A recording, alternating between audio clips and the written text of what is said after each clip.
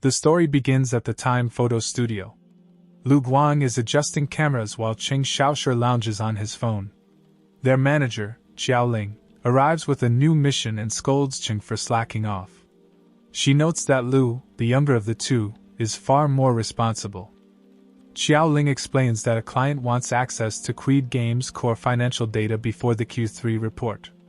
The data is nearly inaccessible since the CFO, Mr. Zhu, keeps it on him at all times. His assistant, Emma, is the only person with close contact. Xiaoling then shows them a photo Emma posted 2 days ago at 10 p.m., a dull photo of spring rolls. Lu Guan uses his powers to view the moment behind the image. When Qing Xiaoshu asks about their chances, Lu says there's only one opportunity. Later, the two review their 3 dive rules. Qing has 12 hours inside a photo. He must follow Lu's instructions to avoid altering the timeline. Leave the past and future untouched. Qing jokes that he's heard these rules 1,000 times. They high-five, and Qing enters the photo. Inside, Emma is posting the spring roll photo. Mr. Zhu calls her to his office and makes unwanted advances. Emma tries to decline, but he corners her and leans in, until her phone rings, interrupting him. The call is from her mother. Cheng, in Emma's body, greets her formally, confusing her. Her mother expresses concern over the food and her late-night work. Emma insists the photo is from home, but her mother calls her out. Her father joins the call, advises her to block her mother from moments, and ends with some brief advice. Mr. Xu interrupts, demanding the meeting materials be finished by that night and adding more tasks, including preparing the 9 a.m. meeting room. Shen, with Lu's help, manages to complete everything by 2 a.m. He asks if Emma does this every day. Lu tells him to stay focused. Emma gets home at 2:45 a.m., collapses on her bed, and receives a message. Cheng ignores it at first but later checks her phone.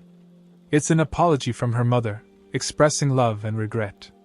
The loneliness reminds Cheng of his own parents.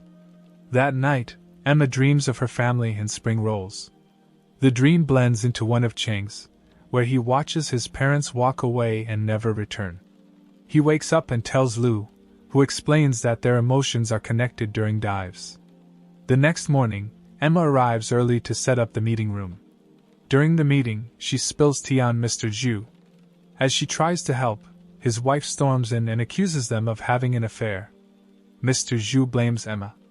Enraged, Mrs. Zhu slaps Emma and insults her rural background.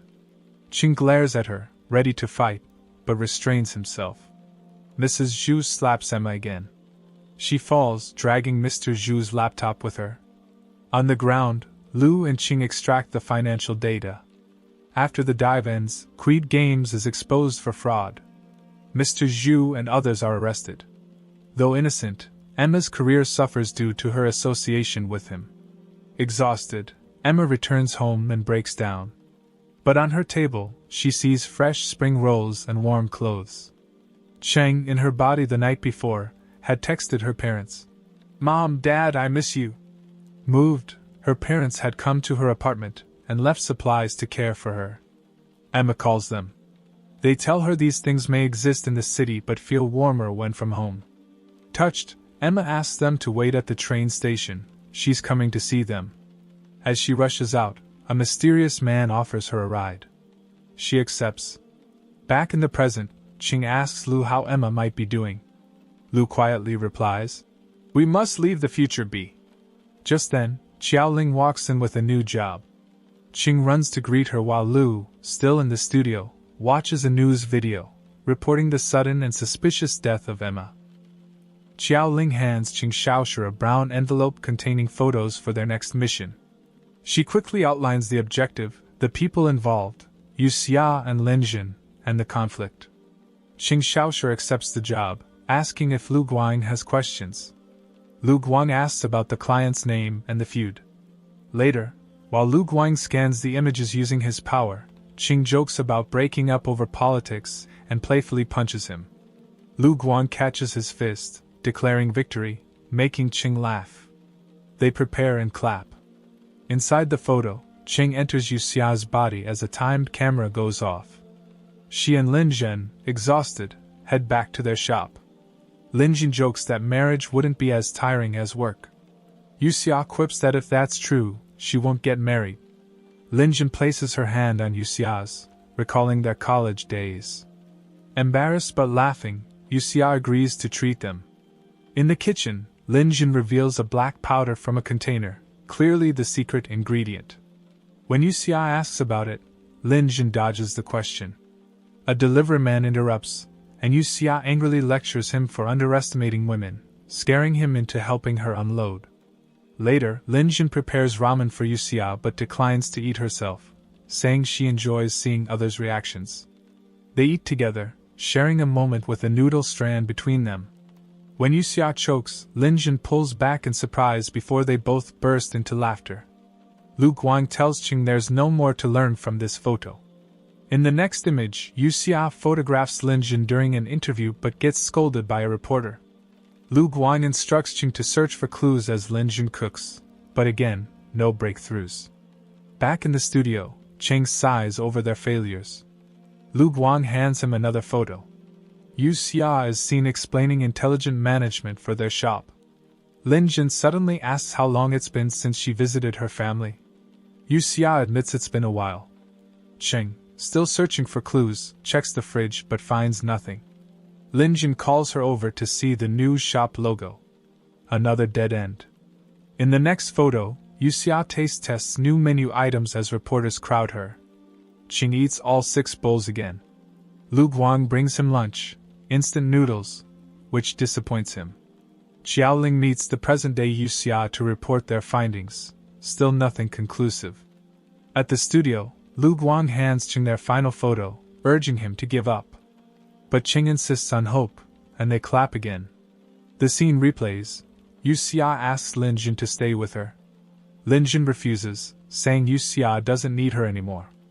Yuxia argues that with modern management, they could achieve greater things. Linjin replies that their simple noodle shop from 10 years ago was her dream.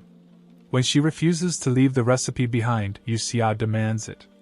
Qing, as Yuxia, brushes it off, realizing that Yuxia had changed, not Linjin. As Linjin leaves by taxi, memories of their youth flood her mind: dorm life, karaoke, horror movies. Her phone wallpaper shows the two of them. Lu Guang tries to cheer Qing up, but Qing brushes him off. In the taxi, Linjin finds punch train tickets to Xianzhuang. When she mentions it, the driver describes the area and a fragrant flower known for its unique aroma. Lu Guang confirms it's likely the missing ingredient. Xiaoling reports this to Yuxia, who quietly confirms it. With the mission complete, Qing and Lu relax. Qing teases Lu about missing the food. Lu finds a forgotten photo, identical to Linjin's phone wallpaper. Qing exclaims, recognizing the noodles in the background. He begs Lu to jump in again to taste them. Lu refuses, but Qing claps their hands anyway. Back in the photo, Yuxia asks a question. Qing hesitates, looking to Lu, who reluctantly helps.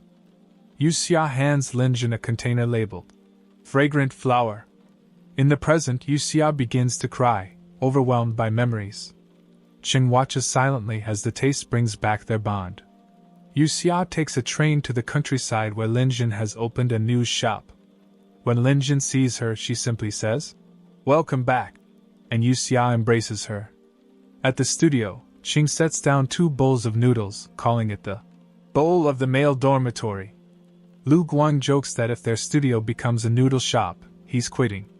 Xiaoling walks in mid-facial routine, snatches a bowl without asking, leaving only one between the 2 men.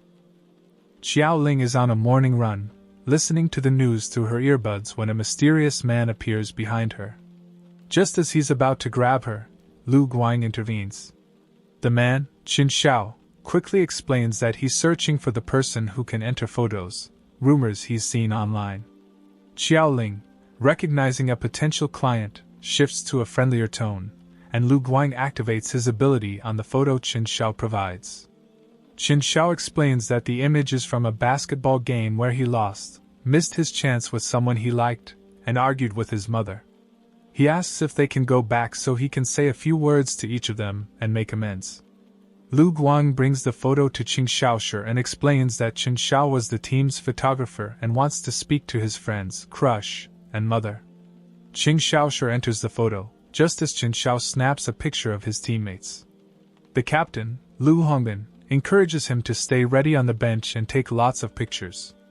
Meanwhile, the opposing team, Long Yang, mocks their shabby court. Long Yang gains the first point easily.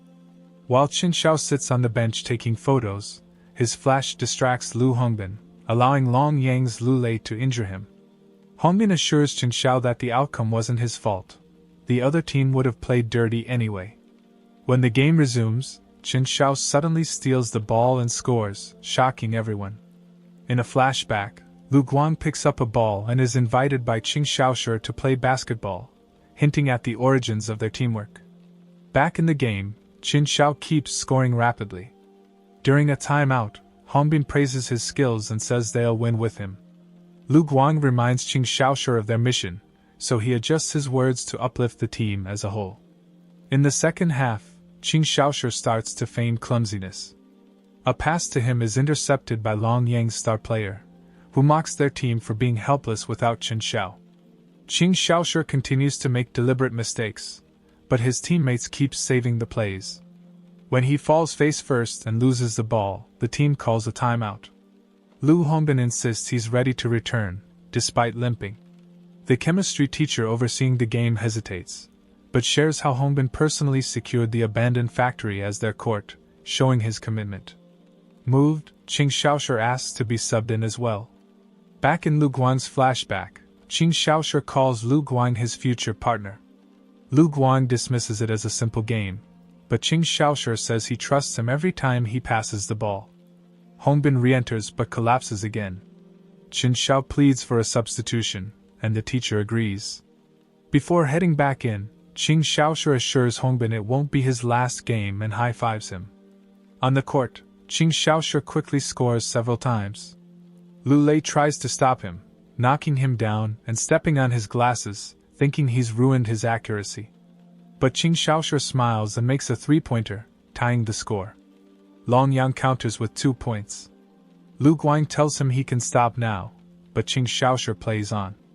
A teammate passes the ball across the court. Qin Xiao catches it and leaps for the shot. 3 defenders jump to block him. At the last second, he sees a teammate open and passes instead. The teammate shoots a three-pointer, winning the game for Motor Factory Middle School. Qin Xiao readies his final shot. A flashback shows Lu Guang explaining time nodes to Qing Xiaoshi, crucial points in time that, if changed, can alter the entire future. Small changes ripple outward, but time nodes completely rewrite the timeline. Back in the game, Qin Xiao passes to a teammate, who scores the winning basket. Cheers erupt. Motor Factory High wins. As his team celebrates, Qing Xiaoshi stands still, weighed down by guilt. He recalls the changes he made, scoring, taking photos, interfering. He calls out to Lu Guang mentally, but hears nothing. When Hongbin touches his shoulder, he lashes out. Just as he's about to clap out of the photo, Lu Guang speaks. Qing Xiaoshi calls him out for the silence, suspecting it was a lesson about tampering with time. Lu Guang claims he was just searching for the right words Qin Xiao wanted to say. The chemistry teacher returns Qin Xiao's forgotten camera. Qin Xiao asks if they'll play more games, but the teacher sadly says the gym will still be torn down. Before delivering the final messages, Qin Xiao bikes Hongbin home, struggling uphill with his injured captain on the back. When they meet Lu Meng, Hongbin's sister and Qin Xiao's first love, she scolds them, then softens. Hongbin sneaks them into a photo together. Qing Xiaoshi notices her feelings are obvious. Qin Xiao just never realized. As the sun sets, Lu Meng shares her plans to study in the city. Qing Xiaoshi recites her message. She asks him to pinky promise. At home, Chen Zhao's mother scolds him, then softens after he delivers her message. They laugh, reconciled, until she mentions it's May 12, 2008. Qing Xiaoshi freezes. It's the day of the Sichuan earthquake. In the real world, young Cheng once cried to Xiaoling about it. Now, inside the photo, he panics. Lu Guang yells for him to leave. but Qing Xiaoshu grabs his bike and runs.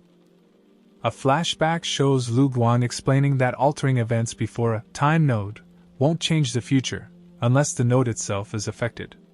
Then, news reports confirm a tragic truth. The mission lands Qing Xiaoshu in 2008, just before the devastating Sichuan earthquake. Realizing everyone around him is doomed, Qing Xiaoshu panics. He pleads with Lu Guang, who reminds him the past is unchangeable, and warns that interfering could erase his own future. Ignoring him, Qing Xiaoshu runs outside, desperate to do something. Chen Zhao's mother follows and comforts him, noticing how cold and shaken he is. He pulls away and rushes to warn Lu Hongbin. On the way, Qing Xiaoshu reflects on how real her touch felt, even knowing she's already dead. Lu Guang warns that revealing the truth could cause chaos, but Qing Xiaoshu presses forward.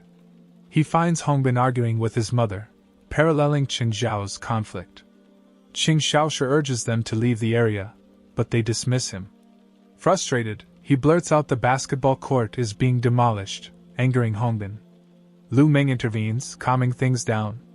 Qing Xiaoshu reveals the earthquake will strike at 8:30 p.m. He begs Lu Meng to contact her father. Their mother overhears and explodes in rage, lashing out physically and emotionally. The crowd gathers. Lu Guang warns that Qing Xiaoshu's interference is worsening things. When asked for proof, Qing Xiaoshu fabricates a story about a prophecy, only to be mocked. Defeated, Qing Xiaoshu bikes home crying, begging to at least save Chen Zhao's mother. Lu Guang hesitates, then agrees to help. Qing Xiaoshu warns her and urges shelter, though she initially thinks he's overreacting. Lu Guang confirms it's safer indoors due to landslides. Back in the village, Lu Meng and Hongbin talk quietly. When she mentions the time, 8:30, Hongbin recalls the warning. As the earthquake strikes, Qing Xiaoshu shields Chen Zhao's mother in the dining room. Under rubble, she weakly comforts him as he cries. She shares her regrets and love for her family, and sings a lullaby, the same one Qing Xiaoshu's own mother sang before she left him. Her voice fades. She dies holding his hand.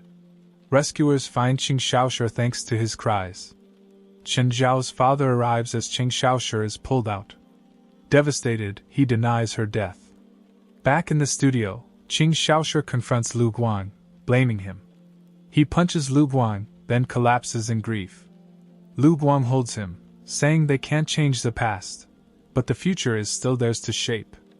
Later, Qin Xiao visits the studio with his father's old camera, the one his mother had rushed to save. 3 years in the past, a married couple ran a highly popular bubble tea cafe together. Their young son, Li Daodu, however, was bored and constantly badgered his mother to play with him during the busiest rush hour. Eventually, his father gave him his smartphone to watch cartoons on. When Daoda's mother checked in on her son after a few minutes, Daoda had disappeared without a trace, leaving behind both the phone and his toys. In the present, Qing Xiaoshu and Lu Guang were not on speaking terms following the disastrous conclusion of their last mission. Because of this, Lu Guang asked Xiaoling to let them operate only as a regular photography studio for the time being. Just as she had reluctantly agreed, a police officer entered the shop. Introducing himself as Xiaoli, Xiaoling vehemently denied them providing such services and attempted to usher Xiaoli out the door, only for him to be joined by Daoda's distraught father. Mr. Li tearfully recounted his son's disappearance and beseeched them to help. He was turned down by Qing Xiaoshu, who cynically stated that the past could never be changed and that Daoda's father should just start getting over it. Xiaoli agreed with the sentiment, gently escorting Mr. Li out. Despite his refusal to get involved, Qing Xiaoshu was curiously looking the child up on his laptop when Xiaoling came to offer him some bubble tea later. Xiaoling then revealed that she had been a witness to Daoda's kidnapping but had never come forward, a decision she sorely regretted. Wanting to atone for her mistake, she persuaded Qing Xiaoshu to help. He ultimately yielded as a way to express his gratitude for Xiaoling going out of her way to get him bubble tea in the rain. She thanked him but admitted it was Lu Guang who had gotten the tea. They proceeded to contact Daoda's father, who managed to get hold of a CCTV clip from the day of his son's disappearance with the assistance of Chen Bin, Xiao Li's partner. Having never dived into live footage before, Qing Xiaoshu wondered if he would turn into a CCTV camera himself. However, as it turned out, he entered the past as himself, in his own body. Hiding behind a corner near the cafe, Qing Xiaoshu was keeping an eye on Dao when Lu Guang brought up their previous mission. He explained his reason for taking on the commission, that giving closure to the living by relaying a proper farewell they never got to say was very much worth it, even if they could not save those destined to die. Pondering this, Qing Xiaoshu suddenly noticed Dao being led away by someone and dashed after them. He gave chase until, out of nowhere, he ran into Qiao Ling and her friend Su Shanshan, both of whom were shocked to see him there. Qing Xiaoshu flees after accidentally running into Qiao Ling and Su Shanshan in the past, which causes him to lose track of Dao and his kidnapper. After frantically searching the surrounding alleys with no luck, he gives up and returns to the present. They head to inform Dao's parents of their failure. Qiao Ling tearfully confesses that she saw someone lead Dao away years ago but never said anything. Dao's father forgives her, saying that by coming forward now, she's given him hope. Qing Xiaoshu asks if there are any more photos from the day Dao disappeared. Checking his phone, the father discovers a picture Dao had taken himself. Lu Guang examines it and confirms it's usable. Qing Xiaoshu dives into the photo. Now in Dao's body just before the kidnapping, he wonders how no one noticed him being taken in such a public setting. He vows to bring the culprit to justice.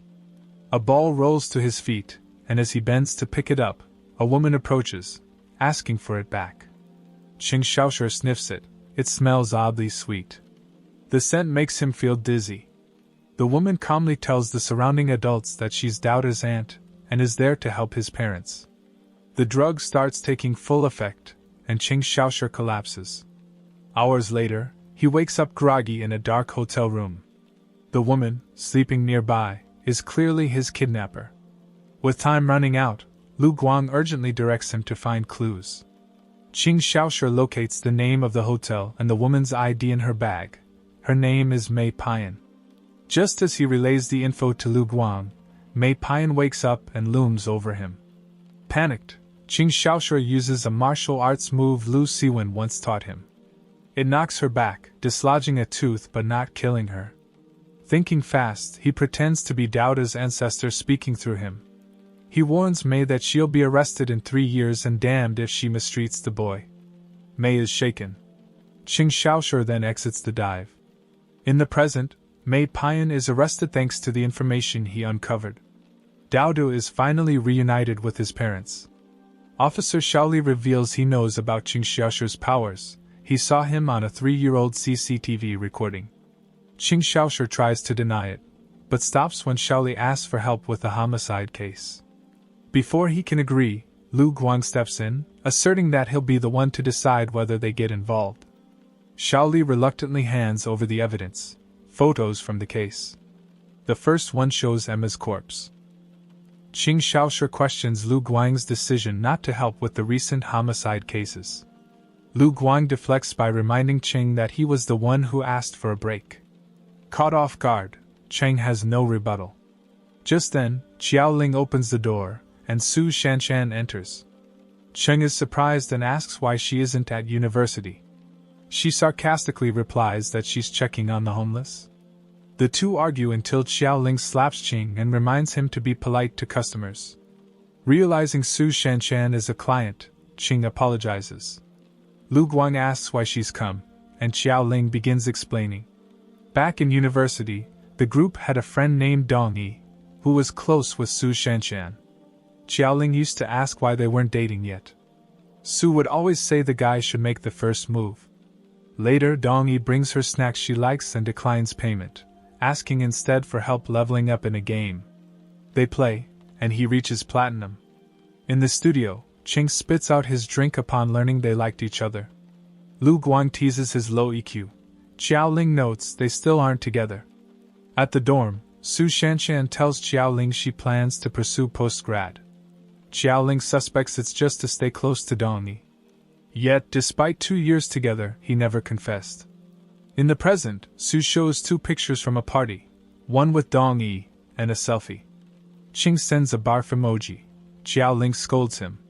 Sue explains she got drunk and blacked out right as Dong Yi was about to confess something important. Afraid of the truth, she asks for help. Lu Guang agrees.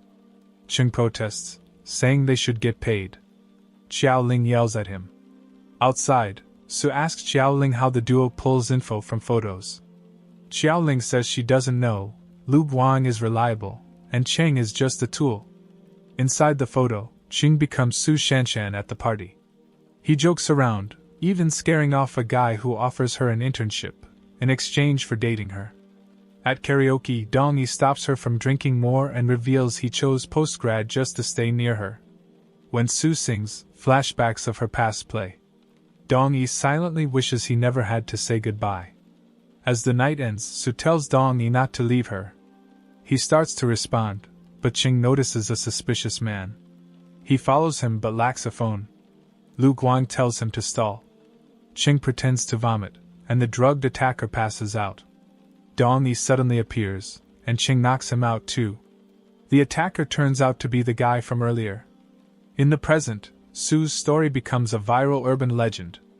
Ching rants about dishonest news. Lu Guang says the mission was a success. Dong Yi said he never confessed because he feared hurting her, but now realizes he doesn't want to leave her side. The next day, Dong Yi waits for Sue at an interview. She never shows. As he lingers, a stranger asks why he hasn't gone in. Back at the studio, the group receives a cryptic message from Su Shanshan. Clue received, my new friend. When they call, a distorted voice answers. I will come as promised.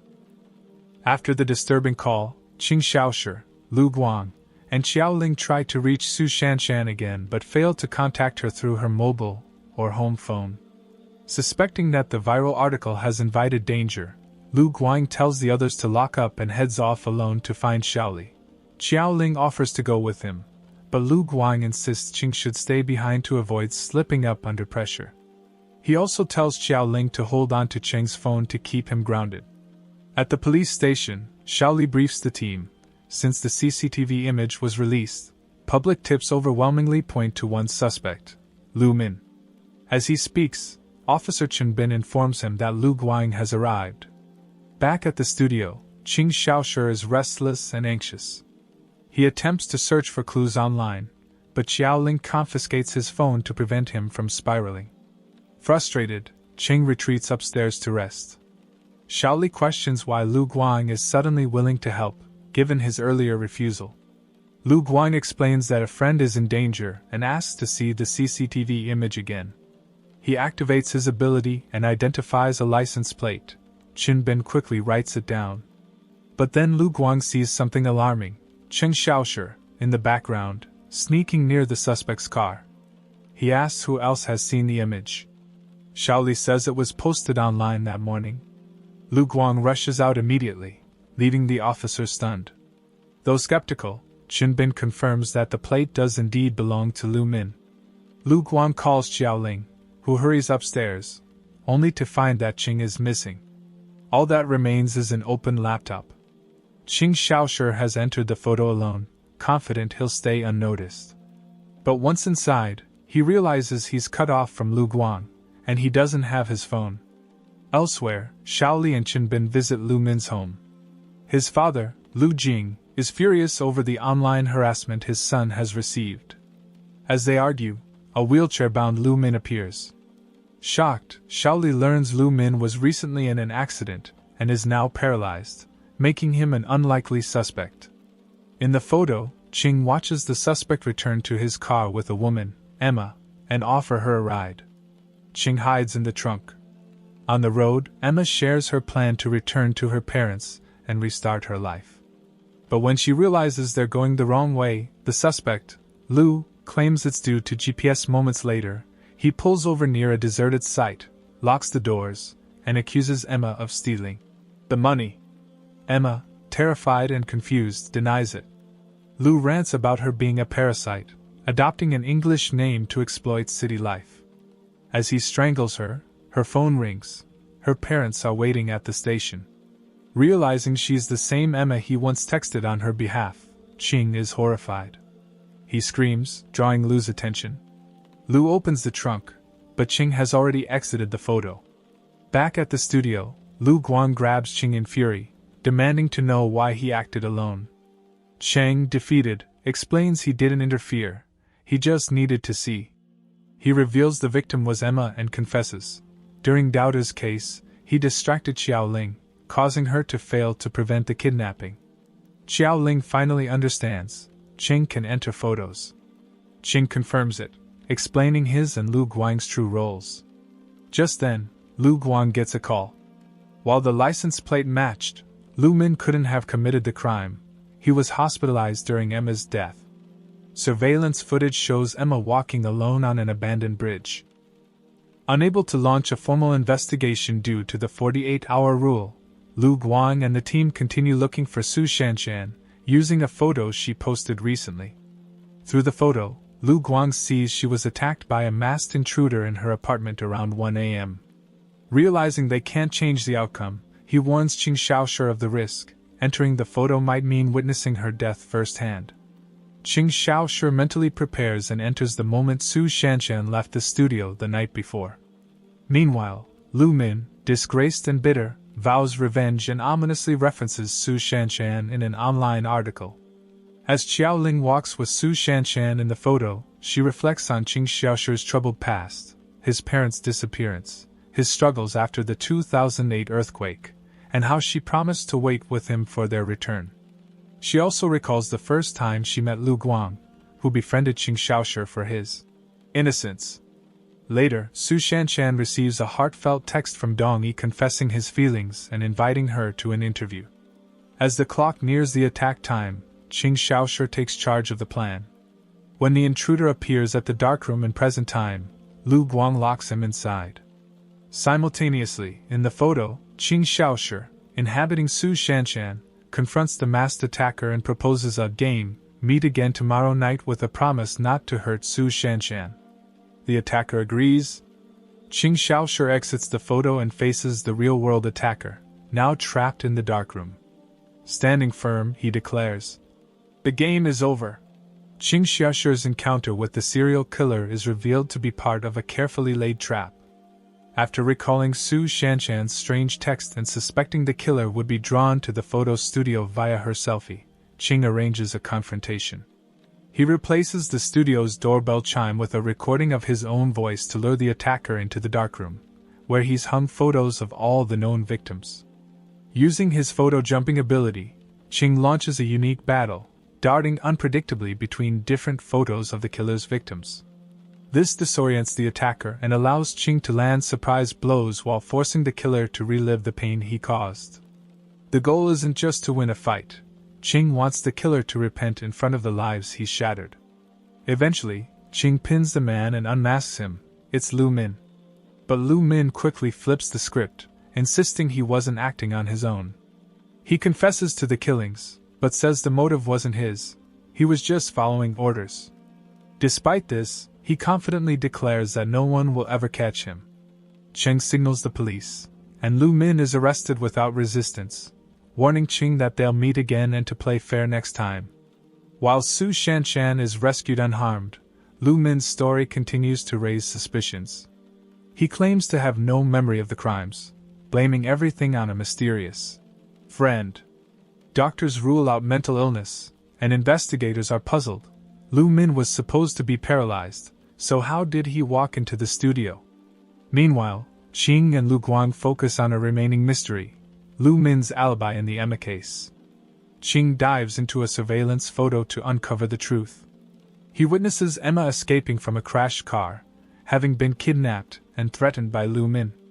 She's injured and emotionally broken, wandering alone with a shattered phone. Flashbacks reveal her troubled rise at Queed Games, pushed into shady financial dealings by her boss Zhu Yi and pressured at company dinners despite her protests. Emma eventually makes her way to a bridge, preparing to take her own life. Qing appears and confesses his role in sending a fake text to her parents, meant to lift their spirits, but which added to Emma's burden. He pleads with her to keep living, sharing the stories of others he's witnessed, people who suffered, but found reasons to endure. Emma seems moved, until her eyes begin glowing red. Back in the real world, Lu Guang watches this unfold, only to be stabbed by Xiaoling, now possessed and hiding a fruit knife.